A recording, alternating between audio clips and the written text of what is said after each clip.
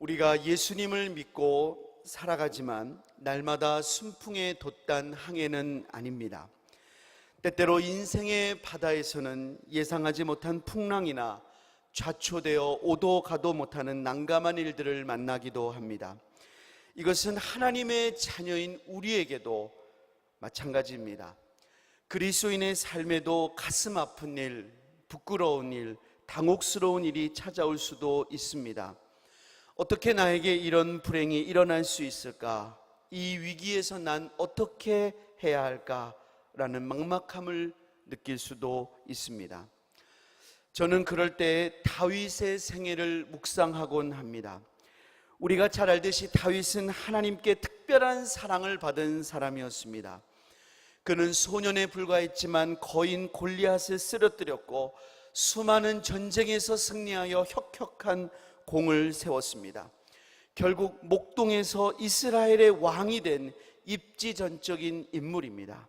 무엇보다도 하나님께 다윗의 왕위가 영원하며 그를 통하여 하나님이 보내실 메시아를 오신다는 언약까지 받았습니다. 참 멋진 믿음의 영웅입니다. 누구라도 흠모할 만한 인생임에 틀림없습니다. 그러나 다윗의 이러한 복된 삶의 반대편에는 수많은 풍파도 있었다는 것을 여러분 혹시 알고 계십니까? 다윗의 인생의 최대 원수는 그의 장인이었던 사울 왕이었습니다. 가족이 원수라는 것, 얼마나 비극적인 일입니까? 그의 장인은 다윗을 죽이려고 혈안이었고 심지어 자신의 딸을 그에게 아내로 주었다가 뺏어서 다른 남자에게 주기까지 했습니다.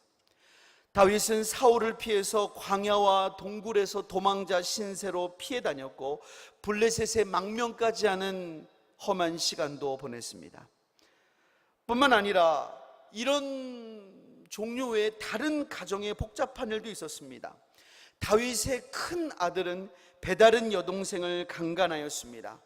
그리고 베다른 여동생의 친오빠는 그 큰 형을 죽여버리고 달아납니다. 바로 우리가 잘 아는 암몬과 압살롬의 이야기죠. 세월이 흘러서 다윗은 그 압살롬을 다시 받아줍니다. 하지만 압살롬은 이제 반역을 도모하고 아버지를 죽이겠다고 펄펄 뜁니다. 아버지 다윗이 왕궁을 황급하게 빠져서 도망치자 압살롬은 어떻게 해서 내가 이걸 확고하게 이 기세를 잡을까라는 생각으로 아버지의 후궁 10명을 벌건 대낮에 동침을 합니다. 하나님의 사람인 다윗의 집안에 이런 말도 안 되는 가정사가 있으리라고 멀찍이 바라보는 사람들은 생각이나 했겠습니까? 결국 압살롬은 다윗의 군대에게 죽임을 당하고 아버지 다윗의 마음은 찢어집니다. 이것이 바로 다윗의 생애였습니다. 우리 중에 이런 다윗보다 더 스펙터클한 환난을 경험하신 분들도 많지 않을 것입니다. 사랑하는 여러분, 잊지 마십시오. 하나님의 사람 다윗도 날마다 순풍만 있지는 않았습니다. 오히려 그의 삶과 신앙을 흔들어댈 수 있는 수많은 함정과 장애물을 수도 없이 맞닥뜨렸습니다. 하지만 다윗은 이 모든 고난 속에서도 오뚜기처럼 넘어질 것 같지만 다시 일어나고 쓰러질 것 같지만 일어나고 의인은 7번 넘어져도 8번째 일어나는 믿음의 승리를 했습니다. 어떻게 이것이 가능했을까요? 이것이 바로 오늘 본문에서 주목하고 있는 내용입니다. 오늘 본문 시편 62편도 마찬가지입니다. 우리 한번 같이 3절 말씀 읽어보겠습니다. 3절 시작. 넘어지는 담과 흔들리는 울타리 같이 사람을 죽이려고 너희가 일제히 공격하기를 언제까지 하려느냐. 표준 세번역은 3절을 기울어가는 담과도 같고 무너지는 돌담과도 같은 사람을 너희가 죽이려고 다 함께 추격하니 너희가 언제까지 그러하겠느냐라고 번역했습니다. 지금 다윗의 처지가 기울어가는 담, 무너지는 돌담과 같다는 것입니다. 여러분, 요즘엔 다들 건물을 잘 짓지만 제가 어릴 때만 해도 이런 무너지는 담들을 쉽게 볼 수 있었거든요. 무너지기 일보 직전의 담을 생각해 보세요. 얼마나 위태롭습니까? 그런 담 곁에는 가까이 가면 안 됩니다. 왜요? 잘못하다가 내가 무너뜨렸다고 책임을 묻게 될지도 몰라요. 워낙 위태위태하니까 언제 쓰러질지 모른다, 그 말입니다. 다윗은 지금 내 형편이 위태한 담과 같다는 것입니다. 그런데 사람들은 어떻게 하냐? 바로 이때다. 지금 다윗이 흔들리고 있어. 흔들리고 있으니까 이때다 하면서 일제히 공격을 한다는 것입니다. 얼마나 여러분 다윗이 위험천만한 상황입니까? 그런데 다윗은 이때 오히려 이렇게 고백을 합니다. 우리 1절과 2절 말씀을 함께 읽겠습니다. 시작. 나의 영혼이 잠잠히 하나님만 바라며 나의 구원이 그에게서 나오는도다. 오직 그만이 나의 반석이시요 나의 구원이시요 나의 요새이시니 내가 크게 흔들리지 아니하리로다. 이때 다윗은 잠잠히 하나님만 바라보고 있습니다. 지금 그의 상황은 곳곳에서 요동치며 위협을 받고 있지만 그는 고요하게 하나님만을 응시하고 있습니다. 그 결과 하나님이 다윗의 구원, 다윗의 반석, 요새, 피난처가 되셔서 그를 흔들어대는 그 수많은 상황 속에서도 나는 흔들리지 않는다라고 고백하는 것입니다. 그러므로 사랑하는 여러분, 지혜로운 성도는 깨달아야 됩니다. 하나님의 사람은 그를 뒤흔드는 모든 상황을 피해가는 행운아가 하나님의 사람이 아닙니다.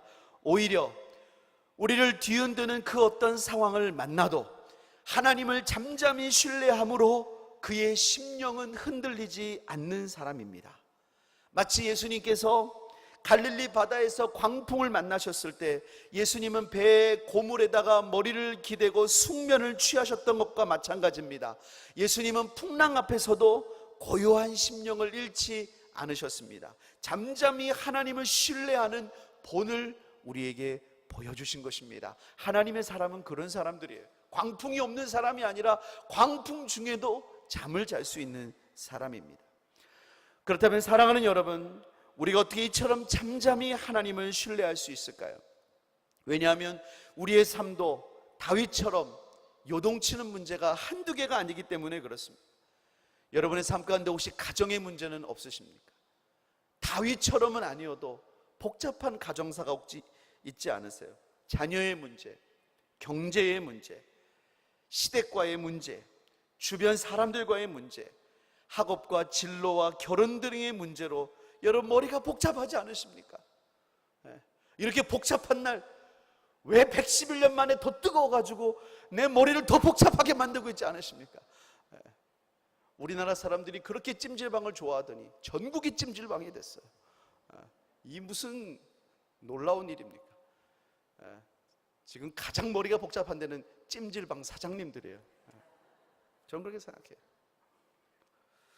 사랑하는 여러분, 문제가 여러분의 영혼을 삼켜버리지 않고 이 모든 갈등과 문제 속에서도 잠잠히 하나님을 신뢰하는 은혜가 있기를 주님의 이름으로 축복합니다.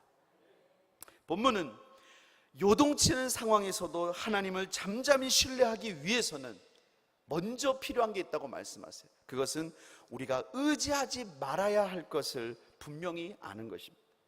우리가 잠잠히 하나님을 의지하려면 먼저 의지하지 말아야 할 것들이 무엇인지를 깨달아야 됩니다. 왜냐하면 이런 것들은 우리로 하여금 하나님을 신뢰하는 대신에 손쉽게 그것들을 의지하려는 우를 범하게 만들기 때문입니다.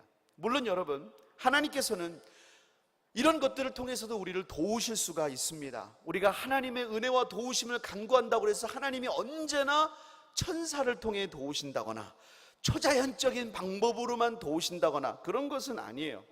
하나님이 우리를 일반적인 방법을 통해서도 필요를 채우며 위기에서 건지십니다.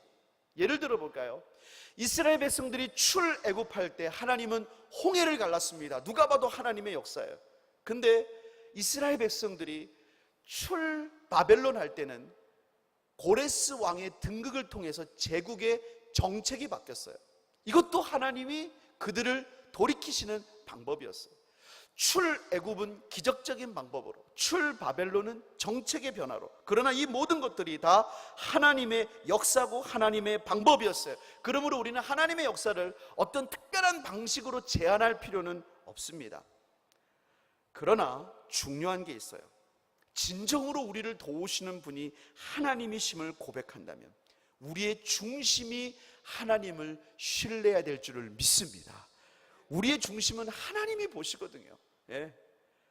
혹 우리에게 어떤 것을 가져다 두는 선의가 있더라도 그 배후에 역사하시는 하나님을 신뢰하시기를 주님의 이름으로 축복합니다. 그렇다면 우리가 의지하지 말아야 될 것은 무엇이냐? 첫 번째는 사람입니다. 우리 한번 본문 9절 말씀 한번 읽어보겠습니다. 9절 말씀 시작. 아 슬프도다. 사람은 입김이며 인생도 속임수이니 저울에 달면 그들의 입김보다 가벼우리로다. 다윗이 사람을 신뢰하지 말아야 될 이유를 이렇게 고백합니다. 사람은 너무나 가벼운 존재에 불과하기 때문이라는 것입니다. 저울에 달면 입김보다 가벼운 존재가 사람입니다. 너무나 흐뭇한 말이에요. 체중계에 올라갔을 때 입김보다 이런 날이 올 수 있을까요? 근데 성경 뭐라고 하냐? 저울에 달면 입김보다 가벼운 게 바로 사람이라는 거예요. 사람이 이처럼 가벼운 존재, 믿을 수 없는 대상이라는 것을 다윗은 어떻게 깨닫게 되었을까요? 사실 우리는 다윗의 이 본문에 처한 어려움을 구체적으로 알기는 힘듭니다. 그러나 한 가지 분명한 사실이 있어요. 다윗이 처한 공경은 그를 대적하는 사람들이 다윗을 끌어내려는 악한 시도 가운데 있었다는 것입니다. 4절 한번 읽어보겠습니다. 4절 시작. 그들이 그를 그의 높은 4절을 다 같이 읽습니다. 시작. 그들이 그를 그의 높은 자리에서 떨어뜨리기만 꾀하고 거짓을 즐겨하니 입으로는 축복이요 속으로는 저주로다. 사람들은 다윗이 있는 높은 자리에서 떨어뜨리기를 꾀하였습니다. 그래서 거짓말을 일삼았어요. 어떻게 하냐? 다윗 앞에서는 그를 축복합니다. 다윗 정말 당신은 최고입니다. 역시 당신이 있기 때문에 우리나라가 정말 어디나 승리할 수 있는 거예요. 다윗 정말 당신은 대단해요 라고 축복합니다. 하지만 속으로는 저주하고 있다는 거예요. 완전히 이중 플레이를 하는 것이죠. 자기들끼리 모여서는 다윗을 험담하기에 바쁜 것입니다. 그러므로 다윗은 사람을 신뢰하지 말아야 된다고 고백합니다. 여러분, 사람에게 진정으로 진실함이 있을까요? 정말 사람 속에 우리가 믿을 만한 순전함이 있습니까? 물론 우리는 진실하고 순전한 사랑을 그리스도인의 공동체에서 경험합니다. 정말로 우리 교회 안에서도 진실하게 순전함으로 사랑하는 분들이 있어요. 근데 여러분, 그것은 우리 사람의 본성에서 나온 것이 아닙니다. 예수님이 우리 안에 오신 이후로 새롭게 창조된 성품이요 은혜의 열매입니다. 사람 본래 그 자체는 너무나 가벼운 존재예요. 아무리 대단한 것으로 꾸며놔도 사실은 별거 아닌 존재가 바로 사람입니다. 일전에도 말씀드렸던 기억이 있습니다만은 이런 말씀을 드릴 때마다 떠오르는 에피소드라 한 번 더 나누고자 합니다. 제가 군종장교 훈련을 받았을 때 일입니다. 목사님, 신부님, 법사님이 함께 훈련을 받는 거예요. 처음에 만났을 때 얼마나 서로 예의가 발랐는지 몰라요. 안녕하세요, 아무개 목사입니다. 네, 아무개 신부입니다. 근데 기분 나쁘게 법사님은 합장을 하는 거예요. 이런 상상도 못한 일이었어요. 그렇게 서로 예의 바르게 훈련을 받았어요. 여러분, 그 당시 경북 영천의 온도가 37도를 넘나들었습니다. 근데 정말 힘든 거는요, 그 훈련 기간에 냉수를 먹을 수가 없다는 거예요. 석회질이 물에 너무 많아가지고 이 물을 끓입니다. 끓였다가 밤새 그냥 실온에 둬요. 그럼 이게 미지근하게 식습니다. 이것만 먹을 수 있는 거예요. 석회질 있는 물을 그냥 마시면 안 돼요. 훈련을 마치고 들어와서 그 미지근한 물을 마시면 너무 화가 납니다. 그래서 여러분, 온수가 안 나와서 냉수밖에 못 씻는데 냉수로 그냥 얼마나 씻었는지 몰라요. 입에다 넣고 뱉고. 사실 여러분, 그 석회질이 있으면 이게 이가 상하는 건데 모르겠어 그냥 막 뱉고 냉수를 못 먹으니까 그게 너무너무 그런 거예요. 근데 여러분, 유격을 갖다가 각개전투를 했어요. 막 바닥을 기는 거예요. 날도 더운데. 근데 그때 얼마나 우리가 더웠던지 훈육장교가 그러면 특별히 냉수를 준비했다는 거예요. 보니까 이만한 다라이에 얼음을 사온 거예요. 그래서 얼음을 띄워놨어요. 그러면서 뭐라고 하냐? 선착순 10명 그러는 거예요. 그때 눈이 뒤집히는 줄 알았어요. 정말 여러분, 제가 얼마나 빨리 뛰었는지 10명 안에 못 들은 거예요. 다시 10명 그때 들어갔어요. 목사도 없고 신부님도 없고 법사님도 없어요. 그냥 서로 냉수 먹겠다고 막 질주하는 거예요. 그러나 그 냉수를 탁 먹는 순간에 그 시원한 물이 목구멍으로 들어가는데 얼마나 부끄러움을 느꼈는지 몰라요. 처음에 만날 때는 그렇게 점잖이 만났는데, 자, 이제 본능을 건드리는 시간이 온 거잖아요. 다 똑같은 거예요.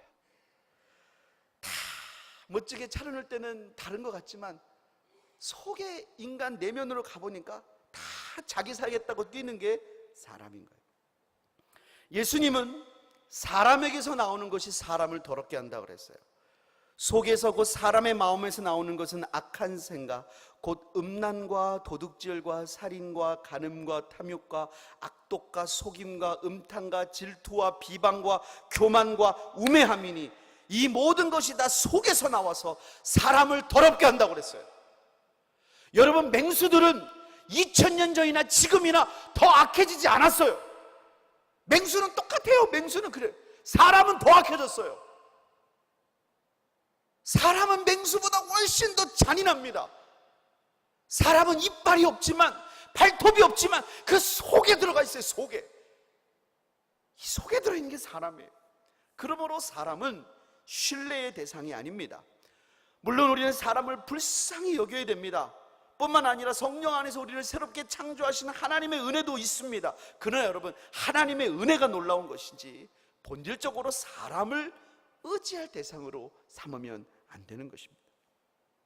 두 번째로, 억압할 수 있는 힘을 신뢰하지 말아야 됩니다. 우리 10절 상반절만 한번 읽어보겠습니다. 상반절 시작. 보악을 의지하지 말며. 사실 다윗은 높은 자리에 있었습니다. 그가 높은 자리에 있었기 때문에 그를 밀어 떨어뜨리고자 하는 사람들이 있었던 것입니다. 다윗은 힘이 있었어요. 그가 힘이 없어가지고 요동치는 상황을 하나님께 맡기는 것이 아닙니다.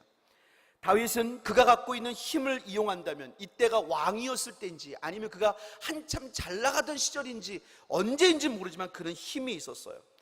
자신에 대하여 모함하고 이중 플레이라는 사람들에게 쉽게 보복할 수 있었을 것입니다.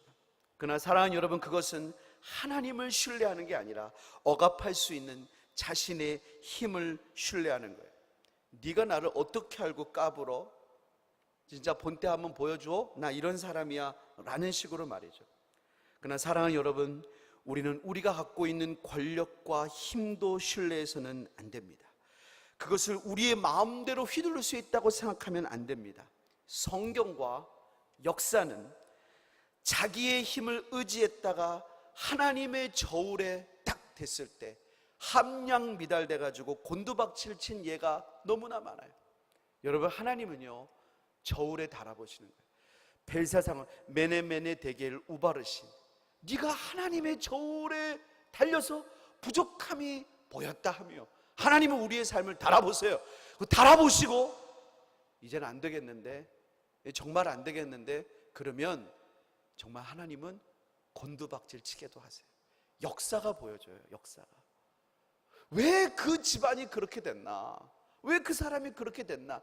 여러 가지 이유가 있을 수 있지만 하나님이 손을 대신 경우도 있을 수 있어요. 세 번째로, 재물을 의지하지 말아야 됩니다. 우리 10절 하반절부터 11절 한번 읽어보겠습니다. 10절 하반절부터 11절 시작. 탈취한 것으로 허망하여지지 말며 재물이 늘어도 거기에 마음을 두지 말지어다. 하나님이 한두 번 하신 말씀을 내가 들었나니 권능은 하나님께 속하였다 하셨도다. 탈취물로 인하여 허망하여지지 말고 재물이 늘어도 마음을 거기에 두면 안 된다는 것이에요. 왜냐하면 권능은 하나님께 속하였기 때문입니다. 여러분, 이 세상 재물은 땅 따먹기와 같습니다. 땅을 아무리 많이 따먹어도 어머니가 아무개야 이제 집에 와서 밥 먹어라 그러면 여러분 땅 파서 가십니까? 땅 따먹은 거 찍어서 가십니까? 다 두고 가야 돼요. 다 두고 가야 돼요. 여러분, 재물은 우리가 돌아가야 될 영원한 집을 보장해 주지 못해요. 재물은 이 땅의 나그네 삶에 필요한 것에 불과해요. 하나님 이 땅에 살라고 주신 거예요. 여러분, 다 쓰시기를 축복합니다. 많이 쓰세요. 하나님 나그네 동안 살라고 주신 거예요. 잘 쓰셔야 돼. 그게 여러분 믿는 사람들 잘 쓰셔야 돼. 그래서 여러분 재물에는 권능이 없어요. 왜냐하면 그 권능이 효력이 제한적이기 때문입니다. 누가복음 12장 5절에서 예수님은 이렇게 말씀하셨습니다. 12장 5절 한번 읽어보겠습니다. 시작. 마땅히 두려워할 자를 내가 너희에게 보이리니 곧 죽인 후에 또한 지옥에 던져넣는 권세 있는 그를 두려워하라. 내가 참으로 너희에게 이르노니 그를 두려워하라. 이 세상과 내세에서도 온전히 주관하는 분은 하나님 한 분밖에 없는 줄을 믿습니다. 그러므로 예수님은 권세 있는 하나님만 두려워하라 그랬어요. 참으로 하나님만 두려워하라고 하셨습니다. 근데 여러분 사람들이요 하나님을 두려워하지 않아요. 하나님을 정말 두려워하지 않아요. 왜 저 하나님 두려워하면서 괜히 조바심 내며 사냐는 거예요. 왜 하나님 두려워하면서 괜히 마음 쫄리게 사냐는 거죠. 네 원하는 대로 살아, 네 마음대로 살아, 어차피 짧은 인생인데 라고 마귀가 속삭입니다. 근데 여러분 하나님을 두려워하지 않는 그 결과가 무엇인지 아십니까? 하나님을 두려워하지 않는 사람은요 사실 진짜 두려워하면서 살아요. 벨트 앙스트란 사람이 이것을 아주 잘 말했습니다. 이렇게 말했어요. 사람들의 마음에는 하나님을 두려워하는 것이 죽어버렸다. 그러나 새로운 두려움이 그 자리를 차지했다. 바로 모든 것을 두려워하는 공포다. 여러분 하나님을 두려워하는 마음이 없습니다. 그러니까 하나님이 없다는 거예요. 하나님 없는 사람 어떻게 하겠어요? 나 이러다 갑자기 오늘 어디 아프면 나 암 걸린 거 아니야? 뭐가 안 되면 나 이러다가 뭐 잘못되는 거 아니야? 갑자기 우리 집 갑자기 불 나는 거 아니야? 하나님 없는 사람은 그냥 다 두려워하고 살아야 돼요. 왜? 정말로 하나님이 없으니까 천상천하 유아독존이에요. 내가 모든 걸 다 해치고 살아야 되는 거예요. 그게 맞잖아요. 하나님이 없으니까.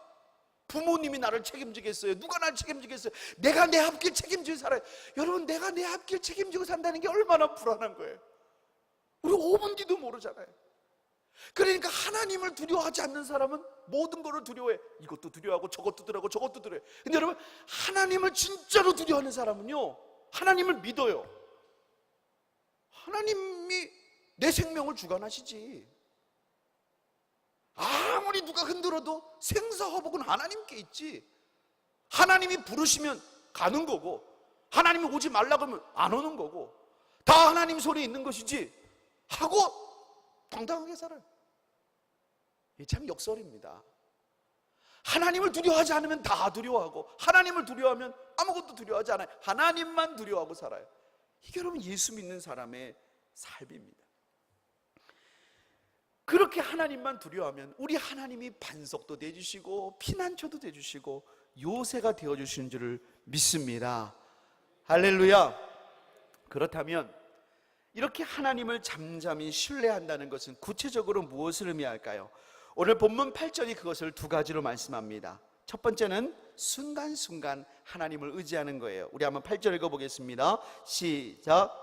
백성들아 시시로 그를 의지하고 그의 앞에 마음을 두어라. 하나님은 우리의 피난처시로다. 다윗은 백성들에게 시시로 하나님을 의지하라고 권면합니다. 시시로 의지한다는 것은 순간순간 모든 순간에 하나님을 의지하는 것을 의미합니다.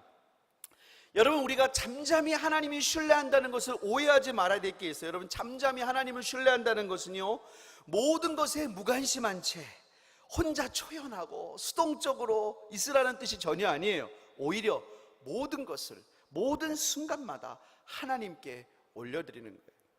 우리 한번 잠언 3장 5절과 6절 말씀 한번 읽어보겠습니다. 시작. 너는 마음을 다하여 신뢰하고 내 명철을 의지하지 말라. 너는 범사의 그를 인정하라. 그리하면 내 길을 지도하시리라. 가끔 어떤 분들은 자신이 할 수 있는 일은 다 알아서 하고 힘들다고 여겨지는 것만 하나님께 맡겨야 된다고 생각을 해요. 내가 할 수 있는 일은 내가 해야지. 내가 할 수 없는 걸 하나님께 맡겨야지. 어떻게 하나님 바쁘신데 시시콜콜 다 맡기나? 내가 할 수 있는 일을 해야지. 근데 여러분 잠언 3장을 보십시오. 그것도 나름대로 하나님을 굉장히 배려한 말씀인 것 같기는 합니다만 하나님은 뭐라고 말씀하시냐? 마음을 다하여 여호와를 신뢰하고 내 명철을 의지하지 말라고 그랬어요. 내 명철을 의지하지 말라는 건 뭐냐?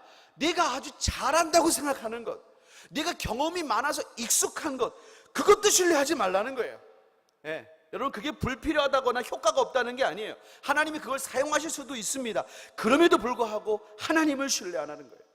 범사의 하나님을 인정하면 하나님께서 네 길을 지도하신다는 것입니다. 저는 20살 10월 달에 첫 사역을 시작했습니다. 이제 신학생으로 총무교사를 한 거예요. 제가 청년의 활동을 딱 10개월 했어요. 너무 재밌게 했는데 아쉬워요. 10개월밖에 못 해가지고. 저는 그래서 청년 활동을 보면은 너무 부러워요. 딱 10개월밖에 못 했어요. 근데 여러분, 제가 그 당시 20살 때 가을에 처음 사역을 시작하는데 저는 말 그대로 할 줄 아는 게 아무것도 없었습니다. 여러분, 저 컴퓨터 자판도 그때 이렇게 치던 잘 못 쳤어요. 그 사람들을 상대하는 방법도 몰랐어요. 특히 어른들과 대화하는 게 너무 힘들었어요. 예를 들어 장로님 같은 분이랑 있으면 저는 빨리 자리를 피했어요. 뭐라고 할 말이 없어요. 어떻게 이 대화를 끌어야 될지를 전혀 모르는 거예요. 근데 여러분, 제가 섬기던 교회에서 이 신학생 총무 교사가 되면 한 달에 한 번은 무조건 설교를 해야 돼요. 그리고 부서의 실제적인 총괄을 해야 됩니다. 저보다 교사가 30명 됐는데 다 나이가 많아요. 그 중에는 제가 학생 때 교사도 있어요. 제가 영아부 때도 교사가 있어요. 근데 갑자기 20살이라고 10월 달에 거기 가서 모든 일을 제가 기획을 실무를 해서 끌어가야 되는 거예요. 아무 경험도 없던 제가 얼마나 두려웠겠습니까? 그리고 다른 부서는 능숙했단 말이에요. 선배 총무님들이. 제가 무능함을 뼈저리게 느꼈어요. 그래서 제가 여러분 기도하지 않을 수가 없었습니다. 그리고 밤늦게 할 수밖에 없었고, 무엇보다 하나님을 신뢰할 수밖에 없었어요. 작은 것도 하나님께 기도하는, 하나님 도와주세요, 하나님 도와주세요. 그냥 제 마음은 계속 하나님을 의지하는 거예요. 하나님 이것도 도와주세요, 저것도 도와주세요. 그리고 하나님께 자주 상의를 드려서, 이거 하나님 어떻게 하는 걸 원하세요? 하나님 주신 감동대로. 내가 뭘 할 줄 아는 게 없으니까 자꾸 상의를 드리는 거예요. 근데 그렇게 부족했음에도 하나님이 은혜를 주셨어요. 그래서 참 행복하고 열매도 맛보는 사역을 했습니다. 근데 한 3년쯤 지났습니다. 3년쯤 지났던 총무교사의 저의 모습이 이제 미숙하던 것도 거의 없어졌어요. 컴퓨터 자판 문서 만들고 너무 쉬워요. 남들만 한 시간에 착착착착착착 수련회도 몇 번 했잖아요. 뭐 하계 동계 그러니까 이제 뭐 쫙 하는 거예요. 아, 이게 어떻게 될지 머리에 뭐가 샥 깨졌어요. 여러 가지 이걸 잘 처리할 수 있는 실력이 갖춰졌어요. 근데 여러분, 그랬더니 전에는 하나하나 하나님께 물어갔단 말이에요. 범사에 하나님을 의지하던 모습이 점차 사라지는 걸 느꼈어요. 이게 참 기도하기 힘든 거예요. 하나하나 맡기기가. 근데 이상한 현상을 발견했습니다. 아마 수련회였던 것 같아요. 수련회를 다 마치고 큰 사역을 마치고 났어요. 일의 처리가 깔끔했고 속도가 빨라졌어요. 근데 문제가 하나가 있어요. 열매가 그전만 못해요. 구원받는 아이가 그전처럼 많지 않아요. 참 신기한 거예요. 굉장히 일이 빨라졌고 능숙해졌고 깔끔해졌고 샥 했는데 성령의 역사가 좀 덜해. 아주 중요한 걸 깨달았어요. 나의 능숙함보다 미숙해도 전능하신 하나님을 신뢰하는 게 훨씬 낫다는 걸 깨달았어요. 그때부터 지금까지 영적 싸움이 있어요. 그게 뭐냐면 익숙함과의 결별이에요. 계속 결별하는 거예요. 하나님, 내가 익숙해져서 하나님보다 익숙함을 신뢰하지 않게 해주십시오. 범사의 하나님을 신뢰하게 해주십시오. 이 경력이 늘어난다는 건 좋은 게 아닌 것 같아요. 그런 경력이 늘어나야 돼. 하나님을 신뢰하는 경력, 하나님을 의지하는 노하우가 많아져야 돼. 하나님 없이도 잘할 수 있는 노하우는 그건 독이라고 생각해요. 그럼 바울이 말한 배설물과 같은 것이죠. 둘째로, 하나님을 잠잠히 신뢰한다는 것은 하나님 앞에 마음을 토하는 것입니다. 다시 한번 8절을 읽어보겠습니다. 8절 시작. 백성들아, 시시로 그를 의지하고 그의 앞에 마음을 토하라. 하나님은 우리의 피난처시로다. 네, 하나님을 잠잠히 신뢰하는 것은 그의 앞에 마음을 토하는 것입니다. 여기서 토한다는 단어는 쏟아놓는다라는 의미가 있어요. 그러니까 여러분, 하나님을 잠잠히 신뢰하는 것은 그냥 조용한 묵상이 아니에요. 오히려 세상에 잡을 수 있는 것을 잡지 않고 하나님을 붙잡고 하나님께 마음과 모든 문제를 다 쏟아놓는 거예요. 예수님께서도 밤새워 기도하실 때가 많았습니다. 왜 그랬을까요? 평소에도 늘 기도하셨지만 예수님이 어느 날은 하나님께 다 쏟아놓는 거예요. 여러분 혹시 그럴 때 있지 않아요? 저희 아내도 그렇더라고요. 자주 통화를 하는 지인이 있어요. 통화하다가 제가 봐도 그 통화만으로 충분하거든요. 근데 가끔 만나가지고 다 쏟아놓고 와요. 제가 궁금해요. 지금까지 쏟아놓은 것은 무엇인가? 저도 한 10번 정도 들은 이야기가 있어요. 10번. 근데 10번 늘 새롭게 얘기해요. 대단해요. 대단해요. 근데 제가 느끼는 게 있어요. 저게 쏟아놓는 거예요. 쏟아놓으니까 중요한 게 있어요. 시원한가 봐요. 여러분 하나님께 다 쏟아놔야 돼요. 어느 날은요 정말 하나님께, 여러분 우리가 정말로 하나님의 인도를 받으려면 언젠가는 한번 진짜 밤늦게까지 부르짖고 기도하고 정말 하나님께 정말 옛날 우리 신앙 선배처럼 소나무 붙잡고 흔드는 마음으로 그런 영적인 고지를 한번 탁탁탁 넘어가야 돼요.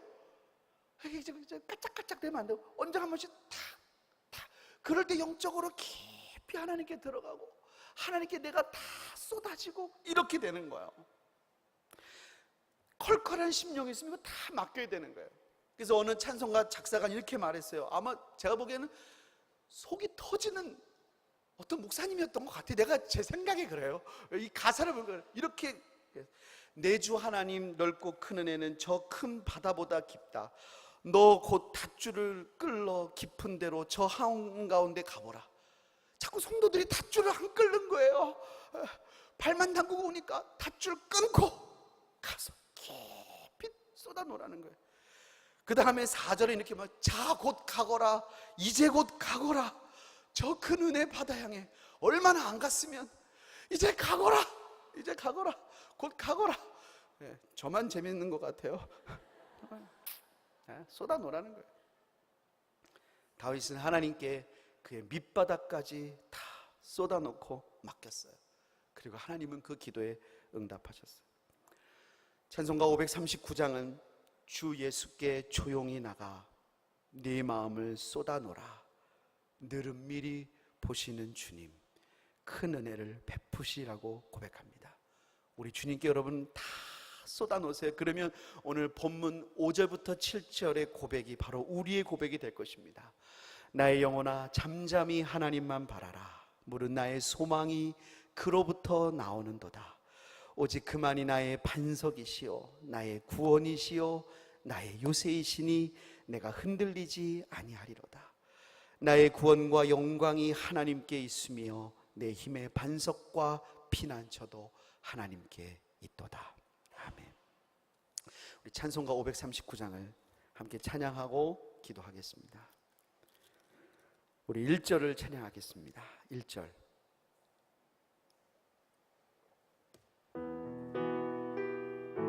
우리 마음의 고백을 담아서 기도하고 너 예수께 조용히 나가 내 모든 짐 내려놓고 주 십자가 사랑을 믿어 죄 사함을 얻어. 우리 다시 한번 너 예수께 조용히 나가 너 예수께 조용히 나 내 모든 짐 내려놓고 변함없는 주님의 십자가 주 십자가 사랑을 믿어 죄 사함을 너 받으라. 주 예수께 조용히 나가 내 마음을 쏟아놓으라. 늘은 미리 보시는 주님 큰 은혜를 베 3절 찬양합니다. 주 예수를 친구로 삼아 늘 내 옆에 모시어라. 그 영원한 생명새 물에 내 마른 목 죽이 주 예수께 조용히 나가 내 마음을 쏟아놓. 아멘. 늘은 미리 보시는 주님 그 은혜를 주 예수께 조용히 나가 내 마음을 쏟아놓으라. 늘은 미리 보시는 주님 우리 한번 가슴에 손을 얹고 고백합시다. 주 예수께 조용히 나가 내 마음을 쏟아놓으라. 늘은 미리 보시는 주님 그 은혜를 베푸시리. 우리 이 시간 하나님께 좀 쏟아놓지 않으시겠습니까? 우리의 솔직한 문제를 주님께 고백하지 않으시겠습니까? 하나님 너무나 막막합니다. 하나님 너무나 두렵고 외롭습니다. 하나님 다른 사람들이 무너지는 담 같은 저를 무너뜨리려는 것만 같습니다. 하나님 이 광야 같은 삶 속에 하나님이 나의 피난처가 되어 주시옵소서. 우리가 이렇게 함께 기도하겠습니다. 오 하나님 우리가 주님께 우리의 마음을 쏟아놓습니다. 하나님께 우리의 마음을 쏟아놓습니다. 하나님께 우리의 마음을 쏟아놓습니다. 하나님 만져주옵소서. 하나님 너무나 답답했습니다. 하나님 너무나 컬컬했습니다. 하나님 주님이 만지셨으면 좋겠습니다. 아버지 하나님 그 오래된 상처를 만지시기를 원하고 하나님 눈물을 만지시기를 원하고 아픔을 만지시기를 원합니다.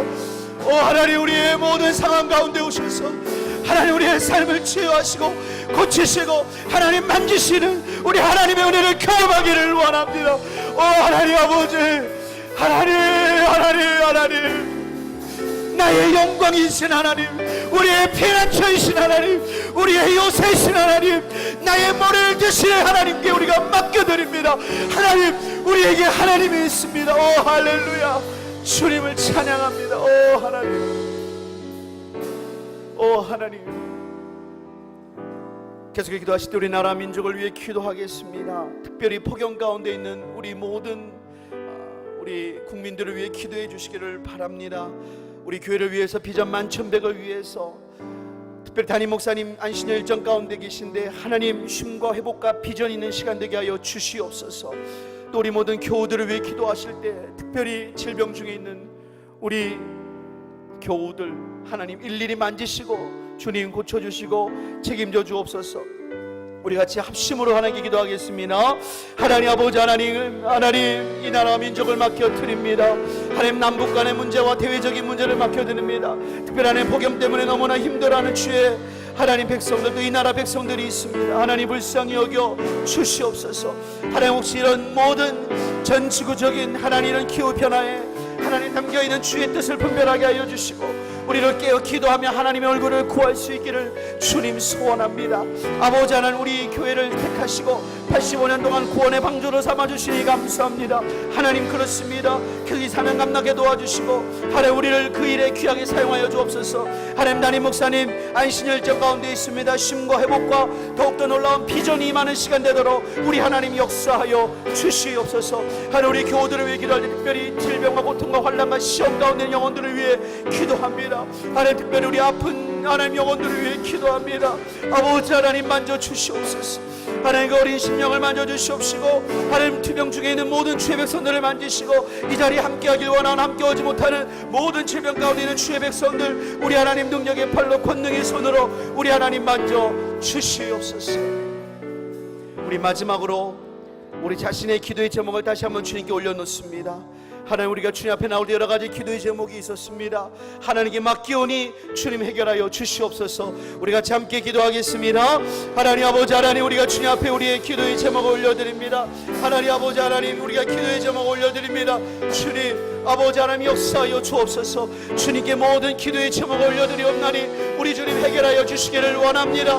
하나님 우리의 삶과 문제 가운데 오셔서 하나님 고치시고 해결하시는 주님의 놀라운 은혜를 경험하기를 원하오니 우리 하나님 역사하여 주시옵소서. 우리 하나님 만져주시옵소서. 하나님 치료하여 주시옵소서. 하나님의 선하고 복된 일들을 경험하기를 원하오니 우리 하나님 역사하여 주시옵소서. 감사드리며 예수님의 이름으로 기도드립니다. 아멘.